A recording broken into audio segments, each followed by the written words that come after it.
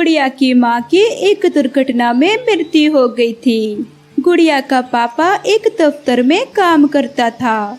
गुड़िया अभी छोटी थी, इसलिए वो अपनी बेटी को घर में अकेला नहीं छोड़ सकता था और खुद भी घर में नहीं बैठ सकता था, इसलिए वो दूसरी शादी कर लेता है। गुड़िया की सौतेली माँ अपने साथ एक अपनी बेटी भी लाई थी, क्योंकि गुड़िया की सौतेली माँ भी पहले से शादीशुदा थी और उसका पति भी मर चुका था। गुड़िया तो बहुत खुश थी, क्योंकि मीनू की शक्ल में उसे एक दोस्त और बहन मिल गई थी। शादी के अगले दिन गुड़िया का पापा अपने दफ्तर चला जाता है और गुड़िया अपने स्कूल जाने की तैयारी कर रही थी कि उसकी सौतेली माँ आ जाती है। ये तुम किधर जाने की तैयारी कर रही हो? नहीं मम्मा, मैं स्कूल जा रही हूँ। कोई जरूरत नहीं है तुम्हें स्कूल जाने की। तुमको कौन सा पढ़ लिख कर अफसर बनना है? घर का चूल्हा ही संभालना है। तो फिर अभी से क्यों नहीं चूल्हा संभालना शुरू कर दो। चलो जाकर मेरे लिए नाश्ता बना कर लेकर आओ। मैं नाश्ते में 2 फ्राई अंडे, 1 ब्रेड का स्लाइस और साथ में कॉफी लेती हूँ। जल्दी से बनाकर लेकर आना। और हाँ, मीनू का नाश्ता जब वो उठेगी तब बनाना। गुड़िया की सौतेली माँ तो एक ही सांस में अपने ऑर्डर सुनाई जा रही थी।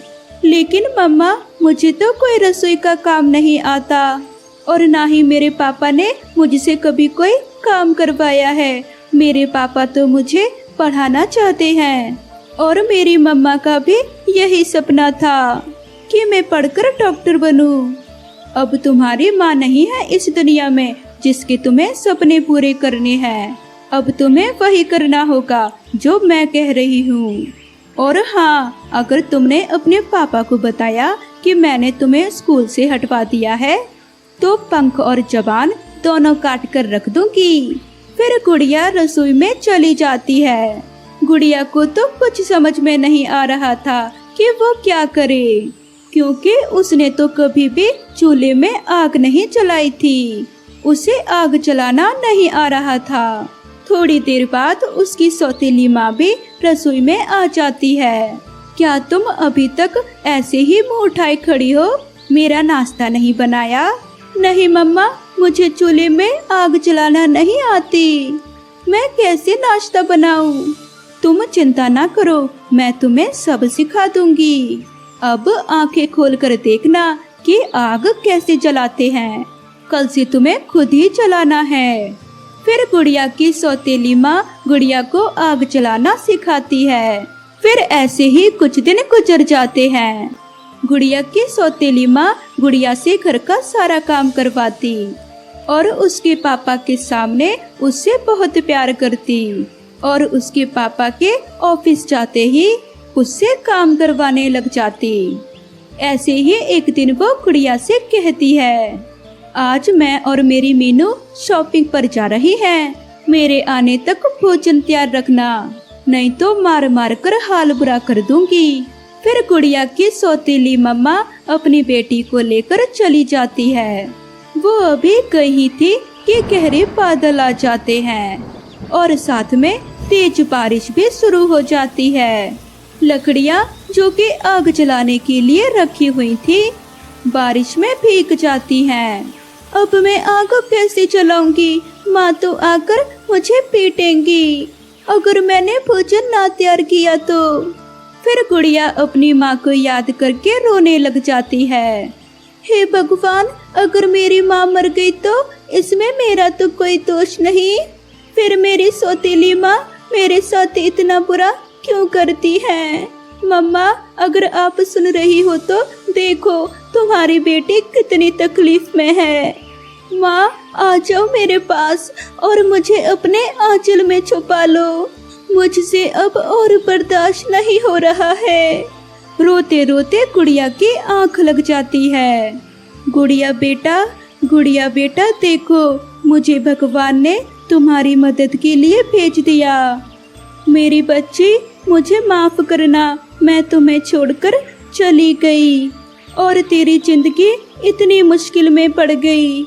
लेकिन अब मैं तुम्हें और दुखी नहीं होने दूंगी। बेटा, मैंने एक रसोई में एक चूल्हा रख दिया है। वो कोई आम चूल्हा नहीं, बल्कि उस चूल्हे में एक खास शक्ति है। तुम जो भी भोजन सोचोगी वो खुद ब खुद पककर तैयार हो जाएगा। और मेरी बेटी, अब मैं तुम्हारी रक्षा करूंगी। फिर गुड़िया की आंख खुल जाती है। ये कोई सपना था क्या? सच में मेरी मम्मा आई थी? मुझे लगता है कि मैं सपना ही देख रही थी।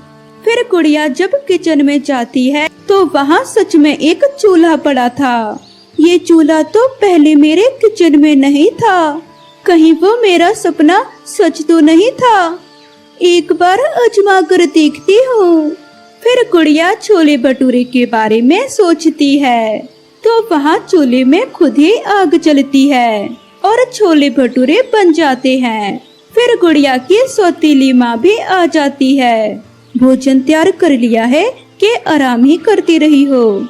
जी माँ, मैंने छोले भटूरे बनाए हैं आज। छोले भटूरे कैसे बना लिए तूने आज? घर में तो सामान ही नहीं था। और आग तूने कैसे जलाई? लकड़ियाँ तो सारी बारिश के पानी से भीग चुकी हैं। मुझे ये कोई और ही चक्कर लग रहा है। ऐसा कहकर गुड़िया की सौतेली माँ गुड़िया को मारना शुरू कर देती है। बता क्या चक्कर है? कल मुही कहीं की कोई जादू तो नहीं सीख लिया? फिर गुड़िया की मम्मा की आत्मा वहाँ आती है और वो गुड़िया की सौतेली माँ को उल्टा लटका देती है। गुड़िया का पापा भी ऑफिस से आ जाता है। ये सब क्या हो रहा है? सोना, तुम उल्टी क्यों लटक गई हो? और गुड़िया, तुम क्यों रो रही हो? फिर गुड़िया की मम्मा की आत्मा भी सबके सामने आती है और सोना की सारी हकीकत गुड़िया के पापा को बताती है। गुड़िया बेटा, अपनी माँ की आत्मा से कहो कि मुझे माफ कर दे। मैं आइंदा तुम्हें कुछ नहीं कहूँगी। माँ, आप प्लीज इन्हें माफ कर दे। मैंने भी इन्हें माफ कर दिया है। फिर गुड़िया की मम्मा सोना को माफ कर देती है। फिर उस दिन के बाद सोना गुड़िया के साथ बहुत प्यार से रहना शुरू कर देती है। सागर वाले जंगल में ठंड का मौसम था। उसी जंगल में टोनू नाम का एक चिड़ा रहता था। वो बहुत कामचोर था। घर में खाने के लिए भोजन नहीं है। गुड़िया खाना मांग रही है। पानी तो है ना, पानी पीकर संतोष कर लो। भगवान ने जो दिया है वो बहुत है। रानो चिड़िया और टोनू चिड़ा की एक बेटी थी जिसका नाम था गुड़िया। गरीबी के कारण उसकी पढ़ाई भी बंद थी। टोनू चिड़ा बड़े का काम करता था। कभी किसी के घर में खिड़कियाँ या दरवाजे ठीक करने का काम मिल गया तो कर लेता था, वरना घर में किस्मत के भरोसे बैठा रहता था। पानी पीकर कब तक गुजारा करेंगे? बाहर जाकर कुछ काम की तलाश करो। गुड़िया को खाना चाहिए और ऐसी सर्दी में हमारी बच्ची को स्वेटर भी चाहिए। तुम तो हर वक्त मुझे घर से बाहर निकालने पर लगी रहती हो। ठीक है, अब जाता हूँ। ऐसा कहकर टोनू चिड़ा काम की तलाश में सागर के जंगल में घूमने लगता है और थोड़ी ही देर बाद घर वापस आ जाता है। मेरी किस्मत ही खराब है, कोई बड़ा काम नहीं मिलता मुझे। घर बैठे बैठे किस्मत को कोसने से कुछ नहीं होगा। बड़ा काम करने के लिए मेहनत से बड़े काम की तलाश करनी होगी। हाँ ठीक है, ज्यादा ज्ञान मत दो। टोनू चिड़े की कामचोरी और किस्मत के भरोसे बैठे रहने का नतीजा ये हुआ कि एक एक करके घर की सारी चीजें बिक गई। बस सर छुपाने के लिए घर की चार दीवारी रह गई। तुमसे तो कुछ नहीं होगा, मैं ही काम ढूंढ लेती हूँ। रानो काम की तलाश में निकल जाती है। कुछ दिन की तलाश के बाद रानो चिड़िया को एक स्वेटर बनाने का काम मिल गया। अब सुबह सुबह रानो चिड़िया काम पर निकल जाती। टोनू चिड़ा घर में बैठा रहता और किस्मत को कोसता रहता था। उधर रानो दिन रात मेहनत करके स्वेटर बुनती रहती थी। धीरे धीरे रानो चिड़िया का काम और निखरता गया और रानो चिड़िया ने अपने मालिक से सैलरी बढ़ाने की मांग की, लेकिन रानो चिड़िया के मालिक ने सैलरी बढ़ाने के लिए उससे मना कर दिया। और रानो चिड़िया को ये बात बहुत बुरी लग गई और उसने वहाँ से काम छोड़ दिया। मैं कहता था ना, किस्मत के आगे किसी की नहीं चलती। चली गई ना नौकरी, दूसरी मिल जाएगी। ढूंढने पर तो भगवान भी मिल जाते हैं, नौकरी क्यों नहीं मिलेगी। रानो चिड़िया दूसरे ही दिन काम के तलाश में फिर से निकल पड़ती है। हे भगवान, कितनी तेज ठंड है और ऊपर से ये नौकरी ढूंढने का काम। परेशान होने के बाद भी रानो चिड़िया ने हार नहीं मानी और थोड़े दिन की तलाश के बाद उसे एक बुटीक में काम मिल जाता है। कल से ज्यादा मेहनत करनी होगी, रात को आने में देर हो जाएगी। दूसरे दिन जल्दी उठकर रानो चिड़िया घर का काम निपटाती है और काम पर निकल जाती है। बुटीक में दिन रात स्वेटर बुनने के बाद रात को घर आकर खाना बनाती और अपनी बेटी को खाना खिलाती। टोनू चिड़ा कोने में बैठकर भगवान को कोसता रहता। हे भगवान, मुझे नौकरी कब मिलेगी। घर बैठकर भगवान को कोसने से नौकरी नहीं मिलेगी।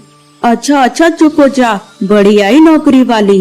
देखना, अपनी मेहनत की बल पर एक दिन मैं खुद का बुटीक खोलूंगी। पैसा क्या तेरा बाप देगा हैं? रानो चिड़िया ने चुप रहना ही बेहतर समझा। वो बस अपने काम पर ध्यान देती। रानो चिड़िया का बढ़िया काम और उसकी मेहनत देखकर कुछ ही दिनों में बुटीक का मालिक रानो चिड़िया की सैलरी बढ़ा देता है। रानो चिड़िया की घर की हालत अब सुधर गई थी। रानो चिड़िया एक गुल्लक में थोड़े थोड़े पैसे जमा करती रहती है। एक दिन रानो चिड़िया ने गुल्लक तोड़कर देखा तो ओहो, पैसे तो कम हैं, लोन ले लेती हूँ। दूसरे दिन रानो चिड़िया बैंक जाकर लोन के लिए अप्लाई कर देती है और उसे 4 लाख रुपए मिल जाते हैं और उन पैसों से रानो चिड़िया अपना बुटीक खोल लेती है। और फिर रानो चिड़िया को स्वेटर बनवाने के ज्यादा ऑर्डर आने लगे। अब रानो चिड़िया अपने काम में काफी बिजी रहने लगी थी। रानो चिड़िया की सफलता देखकर टोनू चिड़ा को उससे जलन होने लगती है। तुम्हारी किस्मत अच्छी है, बैठे बिठाए तुम्हें काम मिल गया। ये तुम गलत बोल रहे हो, मुझे बैठे बिठाए कुछ नहीं मिला है। मुझे जो भी मिला है मेरी मेहनत से मिला है। मैं तुम्हारी तरह किस्मत के भरोसे नहीं बैठी हूँ। आए दिन टोनू चिड़ा रानो चिड़िया से किसी न किसी बात पर लड़ने लगता था। परेशान होकर एक दिन रानो चिड़िया अपनी बेटी को लेकर घर छोड़कर चली गई और किराए पर घोंसला लेकर रहने लगी। ऐसे ही दिन गुजरने लगते हैं। अब रानो चिड़िया ने अपने स्वेटर बुनने के काम से गुड़िया का अच्छे स्कूल में दाखिला करवा दिया।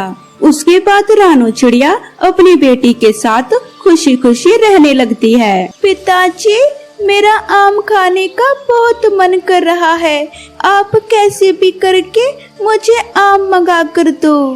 बेटा, ये मौसम आम का नहीं है, इसलिए मैं तुम्हें आम मंगवा कर नहीं दे सकता।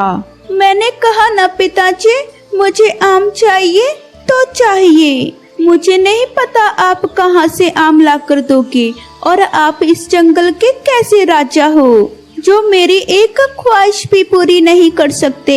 तुम्हारा आम खाने का इतना ही मन है तो ठीक है, मैं तुम्हें कैसे भी करके आम मंगवा दूंगा। सेनापति, मेरे जंगल में जाओ और मेरी बेटी के लिए कहीं से भी आम ढूंढ कर लेकर आओ।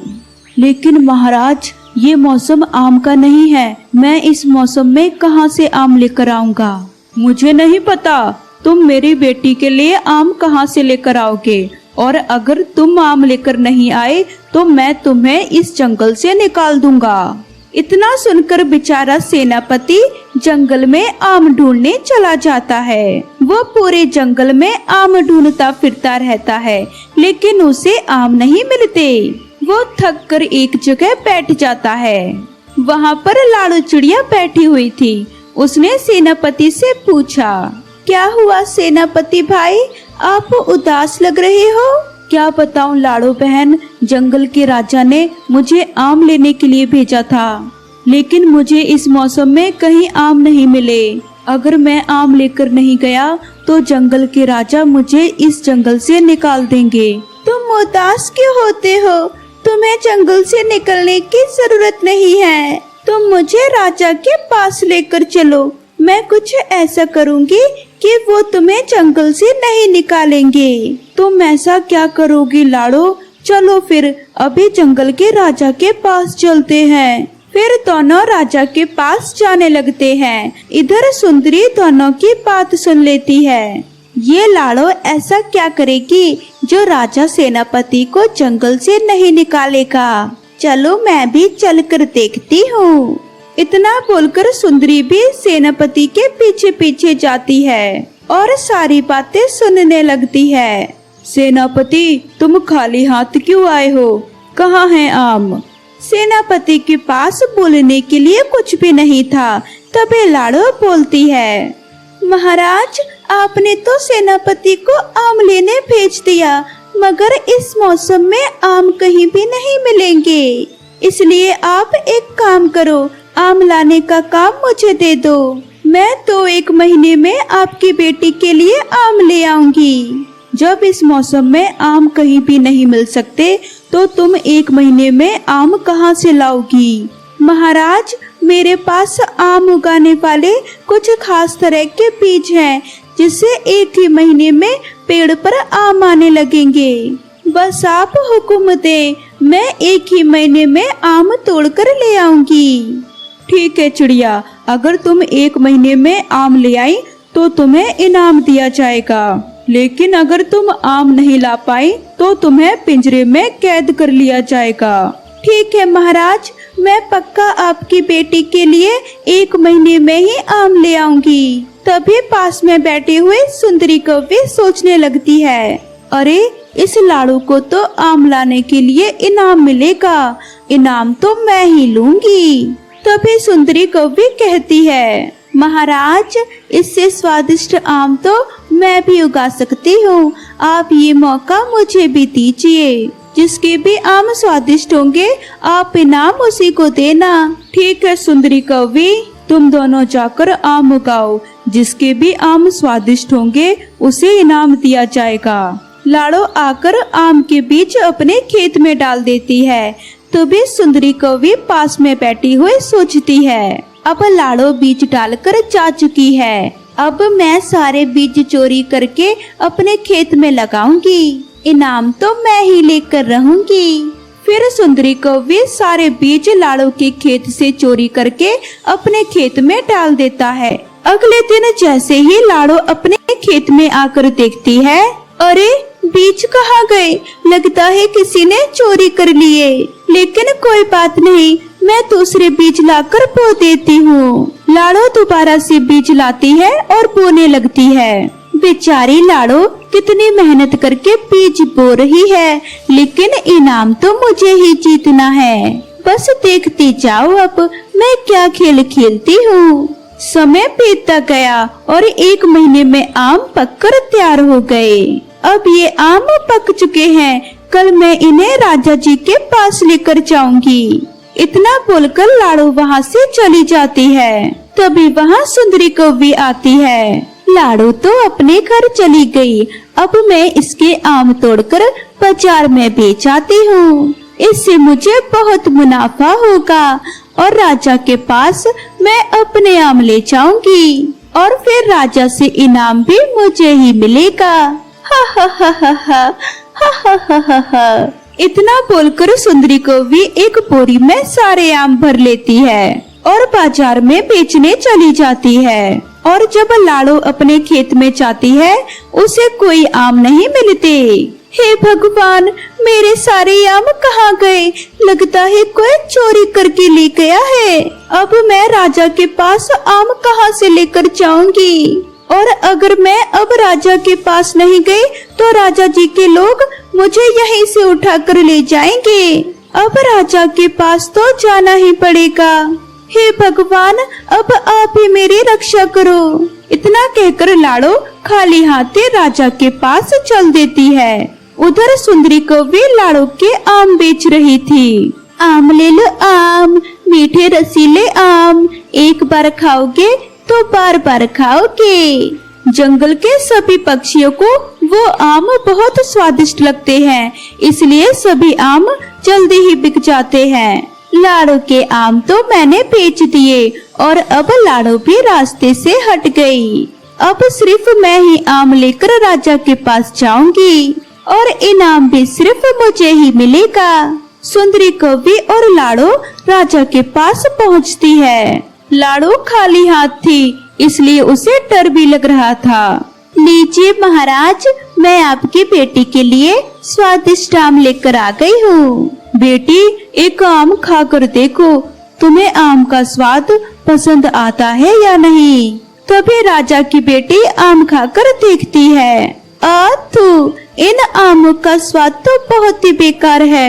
मैं इन आमों से एक भी आम नहीं खा सकती। क्यों रे कौवी, तू इतने खराब आम कहाँ से लेकर आई है? महाराज, ये आम मैंने खुद उगाए हैं। अब ये आम स्वादिष्ट नहीं तो इसमें मेरा क्या कसूर है? और वैसे भी मैं तो आम लेकर भी आ गई, लेकिन लाड़ो तो आम लेकर भी नहीं आई है। ए चिड़िया, तूने तो वादा किया था ना कि तू आम लेकर आएगी, और तू तो आम लाई भी नहीं। लगता है तुझे पिंजरे में बंद करना पड़ेगा। नहीं नहीं महाराज, मैंने तो अपने खेत में आम की फसल लगाई थी, लेकिन कल ही किसी ने वो चोरी कर ली। बंद करो इस छोटी चिड़िया को पिंजरे में। मेरी कोई गलती नहीं है, मुझ पर दया करो, मुझ पर दया करो महाराज। मुझे पिंजरे में मत बंद करो महाराज। इस तरह लाड़ो की बात कोई नहीं सुनता और लाड़ो को पिंजरे में बंद कर दिया जाता है। लाओ महाराज, मुझे आम लाने का इनाम दो। किस बात का इनाम? तुम्हारे आमों में तो बिल्कुल भी स्वाद नहीं है। महाराज, आपने जवान दी थी कि जो भी आम लाएगा उसे इनाम दोगे। अब आम अच्छे हो या बुरे हो, मैं तो आम ले आई हूँ, इसलिए आपके अनुसार मुझे इनाम मिलना चाहिए। हाँ ठीक है, दे दो इसको इनाम। जैसे ही सेनापति कौवी को इनाम दे रहा था, तभी एक और पक्षी वहाँ आकर कहता है, रुकिए महाराज, कौवी को आम देने से पहले एक बार मेरे आम भी देख लीजिए। इतना सुनकर राजा की बेटी आम को खाकर देखती है। अरे वाह, इतने मीठे आम तो मैंने कभी भी नहीं खाए। कितने स्वादिष्ट आम हैं।